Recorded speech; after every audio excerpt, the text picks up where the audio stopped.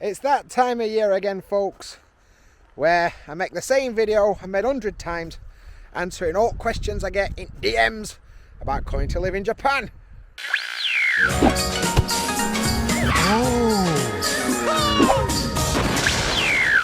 Konnichiwa everyone, how are you doing today? I hope you're doing alright, wherever you're watching this from. Of course, as usual, you join me on the coast of Lake Biwa, but we're much further north today. As you can see, it looks pretty beaut. Eri-chan's over there, look.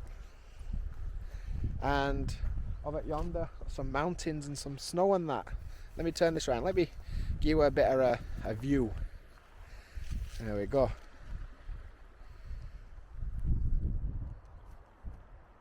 Eri-chan's doing some Instagram things. It's a bit windy, but we'll do what we can. Some snowy mountains over there, look. Woohoo! So we've come for a bit of a drive. I thought we're next to a beach. Let's walk this way. Let's walk into the sun. And let's have a talk about coming to teach in Japan. Every day I get people sliding in DMs wanting to ask me some questions. And I do not mind that at all. Before I come to Japan, there were nobody kicking about to answer my questions, and I had loads. So I don't mind answering questions. However, I thought if I just make this video, I can just say watch this video. So if I've sent you this link, it's probably because the question that you've asked me is answered somewhere in this video. So hopefully it'll be good. First of all, elephant in the room. Yes, you're going to need a degree. Yes, I know it sucks, but you're probably going to need a degree to get a visa. If you've got other ways of getting a visa, like you married a Japanese person or working holiday or something like that, then maybe you don't really need a visa, so maybe you don't need a degree. But for everyone else like me, a degree is going to be pretty necessary. It's bollocks, I know, but yeah, sorry about that. And even if you haven't got a degree and you're on a working holiday or something, you're going to find Japan's very competitive. So probably you still might need a degree. But yeah, it is what it is. Can't be helped. Shoganai, as we say. Yeah, so visa. Other thing, I'm filming this January 2021. And some people still haven't realised there's a fucking worldwide pandemic happening. My advice to you is don't try and come and teach in Japan right now.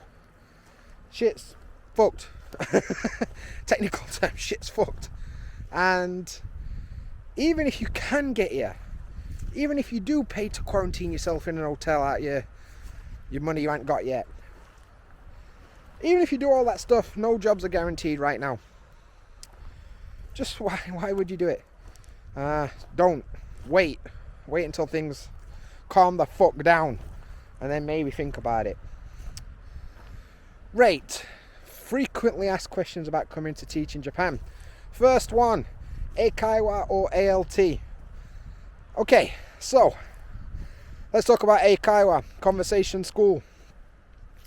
It's not really a school. It's like a little office that you go to and teach small group lessons of up to 5 people. Unless it's kids, then maybe it's more.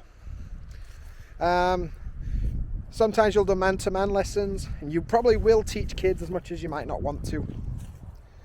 Many people are like, I just want to teach adults. That job don't really exist. Most Eikaiwa jobs, you're going to be teaching some kiddies, which is life. Kid lessons are actually kind of fun, don't worry about it. Money, probably looking at about 250,000 yen a month take home. And you're probably going to be working odd hours, like you ain't going to be working Monday to Friday, put it that way. You'll be working when everybody else is not working. So get used to working till like 9-10 o'clock at night and working on weekends. Oh, this is beautiful. Let's have a pause and look at this lake. So this lake, for those that are not educated, is called Lake Biwa. Biwako. and Japan's biggest lake by a mile, and it's beaut. I fucking love it. So yes, anyway, Eikaiwas, as I was saying. Eikaiwas generally are going to be in cities, not always, but they're often called ekimae, which means they're in front of a station. So they're often in front of a station, which is good. You're not going to need a car for most of them. And most of the big Eikaiwas, you know, Nova, ECC, Eon, GABA, all them ones, they often will sponsor your visa from overseas. They will often help you find a place to live, a Leo Palace or something, and it'll get your foot in door. It'll get your foot in door. It's not a career. It gets a bad rep online. People fucking rag on Eikaiwas online because they're like, well, it's just shit. It kind of is shit. It kind of is. But it's a way in country, innit? If that's what your goal is, getting in country, step one, innit? I came here through Nova. For me, worked. The job itself, I mean, I've made countless videos about it, but if you know what it is, it's not terrible. It's not great. It's not great. But it's not terrible. Yeah, a bit of money on that. It'd be weird when you've got like Wednesday and Thursday off every week. If you're lucky to have 2 days together, that is. I had Mondays and Fridays off when I did it. Anyway, so yeah, Eikaiwa. The other option, I'm going to change hands. You might notice I'm not a professional vlogger. Vlogger is a word, isn't it? The other option, ALT. Not BLT, ALT. And that means assistant language teacher or something, I don't really know. And that's when you work in schools. So like dispatch companies like Interac, Borderlink, I don't know, some other ones that I can't really remember the name. You work for them and they dispatch you to an area and you teach in public schools. Usually junior high school, you know, like age, I don't know, 12 to 14, 15, 16, something like that. Or elementary, which is like little kids through to about 11-year-old, I guess. I don't really know. This lake. It's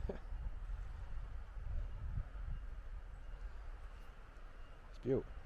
Sorry, distracted. Yeah, so positive things about living ALT life. Monday to Friday, that's a thing. Weekends are free. Free, fam. Other good things is working with kids can be pretty funny. Negative things, money is a bit pants. There'll be some, when I did it, there were some months she didn't work, so some months she didn't get paid. Nowadays I hear that they kind of pro-rata months, so you get paid some every month, but the overall salary is down. You're looking at a take-home of like 200,000 or less. Once again, they'll help you get in country, most of them, and help you sort out a place to live. Yeah. Me personally, I preferred ALT. Thought it was more fun. But I also had to have a Saturday job just to make ends meet with that job. So, there's no ups and downs in that. Right, so that's two main types. The JET program, which is like ALT but by government. Money's better, but it's fucking mega competitive. And there's like an age limit and a time limit and shit like that. So I don't know much about that. But I hear it's good. Right, so that's the main ways to get here. Let's see. Can you choose where you're going to live? Probably not. Their needs outweigh your desires. Like that. So have an open mind. Of course, everybody wants to live in fucking Tokyo or Osaka or something, don't they? Because that's what you see, I don't know, in anime or something. That's what people want to do. But chances are you're more likely to end up in the countryside. Maybe you don't live next to Japan's biggest lake, but you know, can't all be winners, can we? Yeah, so when I come to Japan, I was given a choice of Hokkaido, which is like the North Island, fucking cold.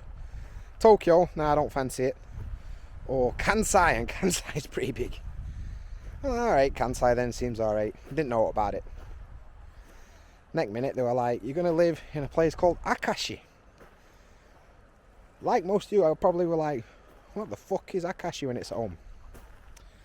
Turns out a pretty cool town, but near Kobe. For those that you're geographically turned on, switched on. Turned on makes it sound like you get a bit excited about geography. Yeah, so probably you're not going to be able to decide where you're going to go specifically. Some jobs will, but not many. Chances are countryside's going to be your bag. And that's not a bad thing. That's not a bad thing. So yeah, what else? The people always ask me, how much money do you need? Yes, this is a common one. How much money do I need? Right. When you come here, I'm going to turn around so you can see it lake. When you come here, probably you're going to have a lot of setup costs. You're going to have to sort out some stuff for your apartment, get a phone and all that. And chances are your first paycheck's going to be at least 5 weeks away after you rock up. And that paycheck is probably just going to be a few days for your training. So really you're looking at about 9 weeks until you get a proper paycheck. Everyone comes here with not enough money. Like that's what everyone does. But what I would suggest is bring enough money for at least 2 months chilling. Hang on. Eddie-chan, what are you doing? You putting oh. Why? So you just took a lump of ice and threw it in water. For science! Ooh. I'm going to film this because maybe she'll fall in. Bear with us. Eri-chan's excited because there's snow about. She's from Brazil. She don't really get to see snow very often, so she gets excited. Yeah, so bring enough money for like 2 months. Plus, you know, your plane fare and that, because probably you're going to need to pay for that shit. Turns out Japan's kind of expensive, especially when you're like, oh, I want to go here, I want to go there, I want to take Shinkansen and that. When you want to do them things, life gets pretty expensive pretty quickly, to be honest. Hey ho, let's go. So yeah, I would suggest about 2 months worth of salary, about 2 months. Next question I need, do you need Japanese? Technically no, you do not need Japanese. Japanese is not necessary. However, that's a big however. Even a little Japanese will go a long way for you. It will. People that come here and don't speak any Japanese, like zero, and make zero effort to learn it, they don't have as good a time as people that do. And it's fucking hard to learn Japanese. I've been here 5 years and my Japanese is wank. But I still try my best. I try and study and I try and integrate with locals and have a chat and that. Even though you're in a different country, you might think, oh, people speak English. Good luck with that. Not so much. There's a reason you're coming here to be an English teacher, is all I'm saying. Some people you meet will speak really good English, but that's default exception rather than rule. So be careful, learn a bit of Japanese. Probably when you come to Japan there'll be somebody giving free lessons at local community centre or something. Do it. Do it. Do it to it. Something I would suggest. Hello, Eri-chan. Hello. You enjoying the snow? Don't have snow. Just have some nice. Oh, okay. Come back then. So yeah, Japanese not necessarily, but learn it. It'll make your life better. Then you can make them videos like, oh my god, foreigner orders perfect, I don't know, ramen in Japanese and shocks the locals. And videos just me like, sumimasen, ramen hitotsu. And they're like, oh, jouzu desu ne. Yeah, so that's the thing. Next question is like health insurance and stuff. Depends on your contract. Some contracts you'll get Shakai Hoken, which is where your company pays off for it and you pay off for it. In that case, you're going to be looking about 15,000 for your health insurance, depending on your area, and maybe another 7 or 8 for your pension, so 20 something maybe. Yeah, pension is necessary regardless of what they fucking told you. Yeah, my company was like, I don't pay pension. 2 years later, I had to pay fucking 2 years worth of pension. Right, nightmare. So pension is required. If your company's not going to sort you out, you'll get Kokumin Kenko Hoken, which is national health insurance. So you have to go to City Hall, sign up, it's easy. And they send you paper and you pay it every month. Mine this year, first year's cheap, it's like 2,000 yen a month and you're buzzing. Second year rocks up and it's suddenly 25,000, it's not so good. So yeah, Kokumin Kenko Hoken is the thing that you're probably going to need. Yeah, it's easy to do. Probably mine's 21,000 and pension is about 16, 17, something like that. So not so bad. Any other big questions about teaching in Japan? Tattoos, yeah, cover them up. Piercings, take them out. Mad haircuts, probably not going to be that good. I had dreadlocks before I come to Japan. I had to shave them off. Sad times, but I did it. You can have a beard, but you can't grow a beard. And if you do have a beard, you've got to keep it a bit short and a bit trim. Tattoos, if you can't cover them up, you might have fucked it. And piercings, you have to do your best to hide it. If you've got massive ear stretches and that, you might struggle. But I know people here that have worked like that, but getting here is the point. Getting here is hard. But yeah, play it game for a bit and see what goes on. I can't think of what else. Another thing to remember is in Japan, New Year for everything starts in April. So people start looking around December time. Well, people start hiring about December time for next year. So keep that in the noggin and maybe you'll be alright. So that's a 20-minute rant next to a lake about coming to teach in Japan. Hopefully it answers some of your questions. If not, I'm sure you'll slide in DMs anyway, so I'll see you there. But that's it for this video. I hope you enjoyed it. And as always, until next time, Jamata. That's it for today's video. Thanks for watching. Don't forget to leave a comment below and bang a thumbs up on this video. While you're at it, you may as well smash that subscribe button and ring that bell and you won't miss a thing. And there's plenty more videos like this one. There's one here and one here. Maybe you'll see something you like. All my videos are supported by the JaDanFam on Patreon. You guys are awesome. And as always, until next time, Jamata.